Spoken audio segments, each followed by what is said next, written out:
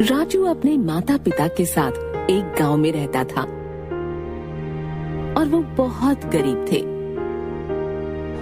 राजू के पिताजी रत्ती बेचने का काम करते थे और उससे उनके खाने का जुगाड़ भी बहुत मुश्किल से होता था। इस बात से घर वाले बहुत परेशान रहते थे। राजू पढ़ाई करना चाहता था, लेकिन पैसे नहीं होने की वजह से उसके घर वाले उसे पढ़ाई नहीं करा पा रहे थे। राजू की माँ इस बात से गुस्सा रहती थी और हमेशा भला बुरा कहती रहती थी।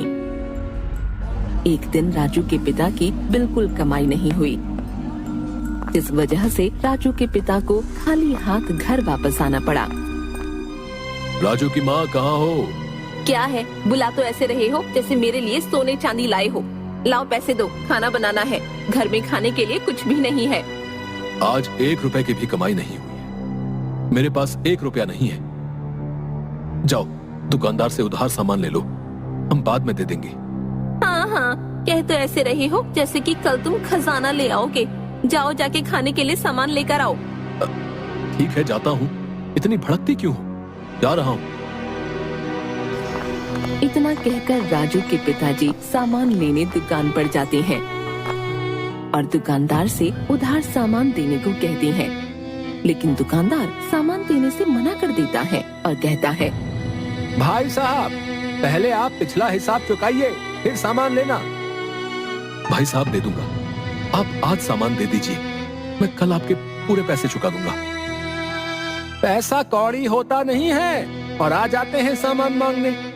ये लो और कल पैसे चुका देना। राजू के पिताजी दुकानदार की बात सोचते हुए सामान लेकर घर आ जाते हैं। अगले दिन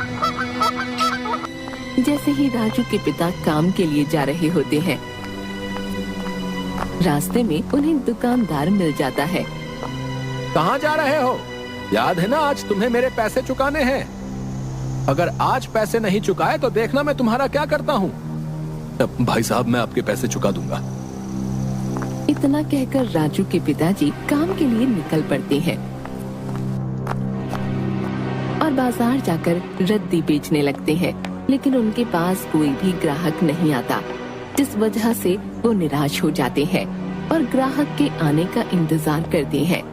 ऐसे ही देखते देखते दोपहर हो जाती है और वो खाना खाने के लिए अपना खाना निकालते हैं। वैसे ही एक लड़की उनके पास आती है। कुछ खाने को दो ना। बेटा कौन हो तुम और ऐसे अकेले क्यों घूम रही हो? और तुम्हारे माता पिता कहाँ हैं? काका, मैं मेले में खो गई हूँ और मुझे मेरे घर वाले मिल नहीं रहे। बेटा चिंता मत करो, सब ठीक हो जाएगा। ये लो, ये खाना खा लो, फिर मैं तुम्हें पुलिस स्टेशन लेकर चलूंगा। पुलिस वाले तुम्हें तुम्हारे घर छोड़ देंगे। राजू के पिता के पास बहुत कम खाना था, लेकिन उन्होंने बिना सोचे समझे लड़की को अपना पूरा खाना दे दिया और लड़की ने पूरा खाना खा लिया। और जैसे ही उसका खाना खत्म हुआ, राजू के पिता ने कहा, चलो अब पुलिस स्टेशन चलते हैं।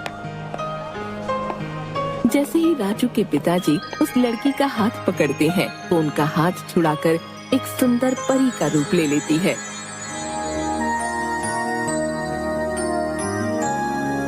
तुम एक बहुत ही ईमानदार और दयावान व्यक्ति हो। खुद भूखा रहकर तुमने मुझे खाना खिलाया और मेरी मदद करने की कोशिश की। इसे देखकर मैं बहुत खुश हुई, इसलिए मैं तुम्हें ये जादुई किताब दे रही हूँ। इसे कभी अपने से दूर मत करना। और इतना कहकर वो परी वहाँ से उड़ जाती है। उस परी के वहाँ से जाने के बाद जैसे ही राजू के पिताजी किताब खोलते हैं, वैसे ही किताब से एक आवाज आती है, मुझे तुम्हारे बारे में सब पता है। ये सुनकर राजू के पिताजी डर जाते हैं। किताब से दोबारा आवाज आती है, डरो मत, मैं एक जादुई किताब हूँ। मुझे तुम्हारी सारी परेशानी के बारे में पता है। क्या सच में तुम्हें मेरी परेशानी के बारे में पता है? क्या तुम सच में मेरी परेशानी दूर कर सकती हो? हाँ, जैसे ही तुम इस किताब का अगला पेज पलटोगे और बताओगे कि क्या परेशानी है, वैसे ही तुम्हें अपनी परेशानी का हल मिल जाएगा। ठीक है जादुई किताब। और राजू के पिताजी ने पेज पलटा और और सबसे पहले उन्होंने बोला, ये जादुई किताब मैं दुकानदार के पैसे कैसे लौटाऊं? तुम अपने घर जाओ, वहाँ तुम्हें एक पुराना संदूक मिलेगा। इतना कहकर किताब अपने आप बंद हो गई। राजू के पिताजी किताब में लिखी बातों को सोचते हुए घर पहुँचते हैं और संदूक को खोजने लगते हैं, लेकिन उसे कहीं भी संदूक नहीं मिला।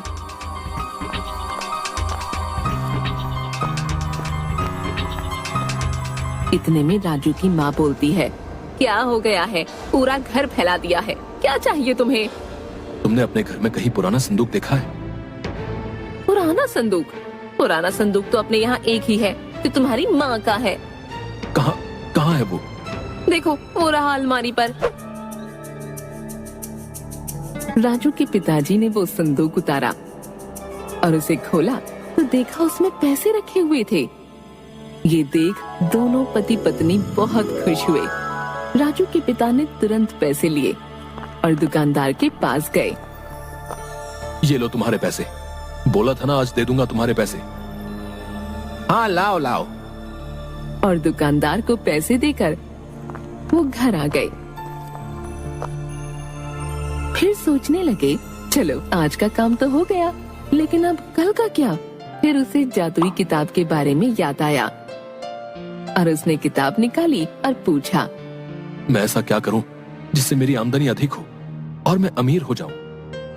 तुम्हारे पास जो पैसे बचे हैं उनसे तुम एक दुधारू गाय ले आओ, उससे तुम्हारी आमदनी दुगनी हो जाएगी। राजू के पिता अगले ही दिन बाजार जाते हैं और गाय खरीदकर घर ले आते हैं